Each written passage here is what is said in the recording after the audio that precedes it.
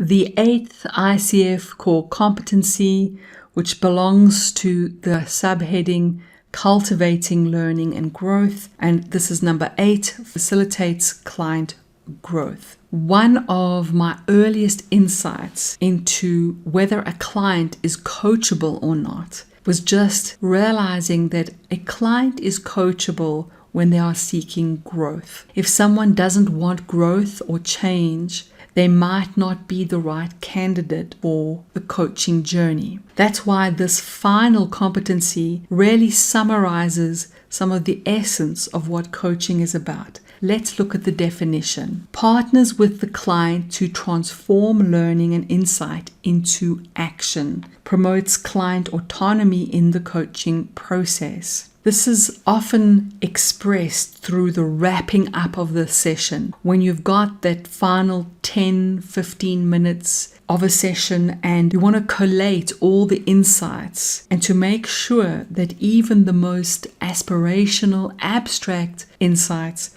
will turn into embodied action. Number 1, works with the client to integrate new awareness, insight, or learning into their worldview and behaviors. Not in our way, the coach's way, but in the client's best way. Hence the next keyword, partners. Partners with the client to design goals, actions, and accountability measures that integrate and expand new learning. The emphasis is on partnering here, co-creating with the client what's going to work for them. Acknowledges and supports client autonomy in designing of goals, actions, and methods of accountability. Our job as coach is not to police, not to parent, but to partner. Oh, more alliteration, yes. You can almost play a game of spot Colleen's alliterations.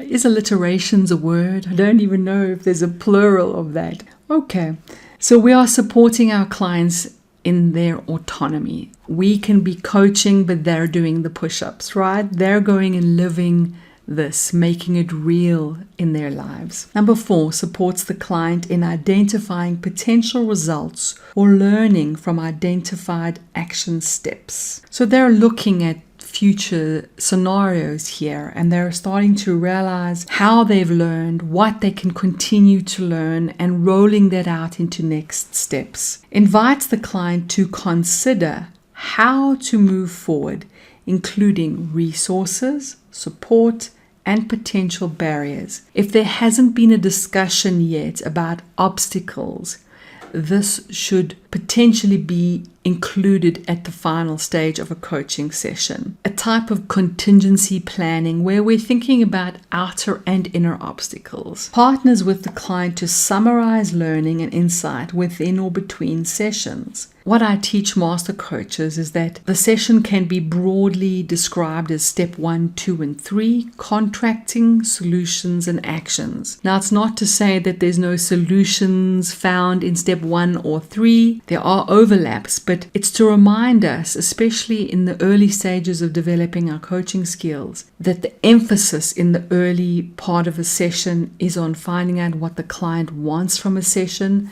as well as several other very key aspects of contracting.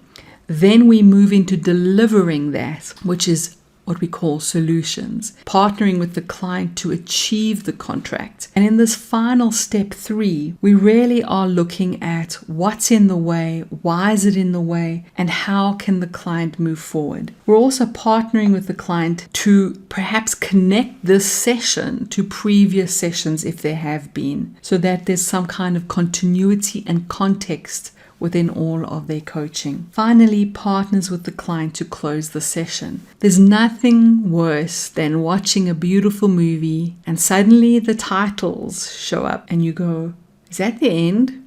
Because there was no real clear ending and there's this feeling of disappointment. Don't let your coaching sessions fizzle like that.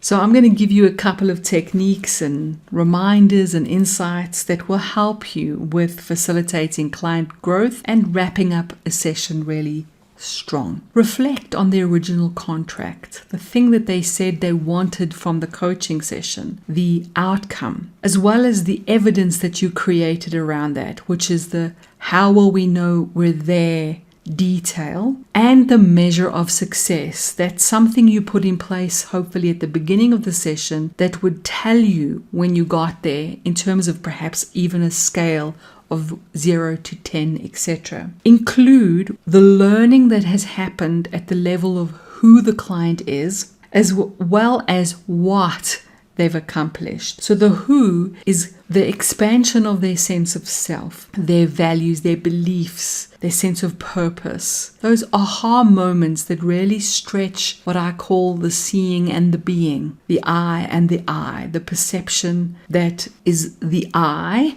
and the I as in the identity, because they're one and the same. When we expand somebody's seeing, we also expand their being. When we expand their being, we also expand their seeing. That's an inner life skills teaching. And we reflect on what the learning has been around the what, the more practical, classical coaching conversation around goals and solutions and to-do lists. We look at how they're going to move on. And we can ask questions like, how are you going to stay on track?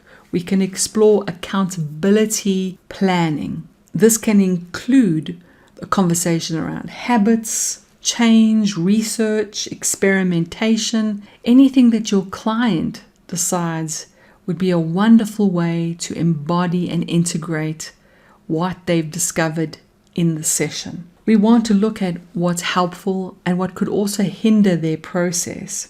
It might be really beautiful to include a discussion about post-session reflections. How is the client going to go and contemplate and reflect in a mindful way, not just the practical sides of the session like the action steps, but also potential self-inquiry and their personal growth. Now, a wonderful way to wrap up a session is with acknowledgement.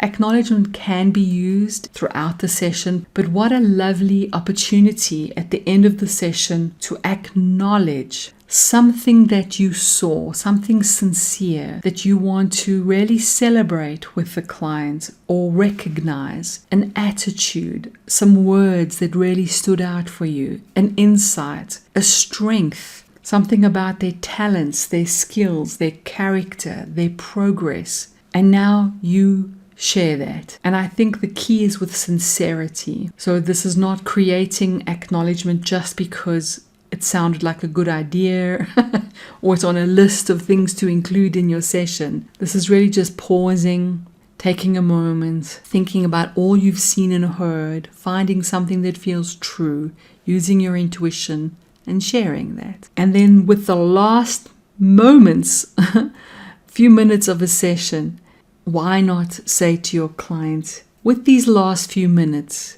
is there anything else we need to include or cover? That way you are even partnering with your client to finish the session strong. I hope you've enjoyed this series on the ICF competencies and some of the skills and methods that I do hope will strengthen your coaching. May you coach and guide and lead with wisdom and heart. The world certainly needs wisdom-led coaches.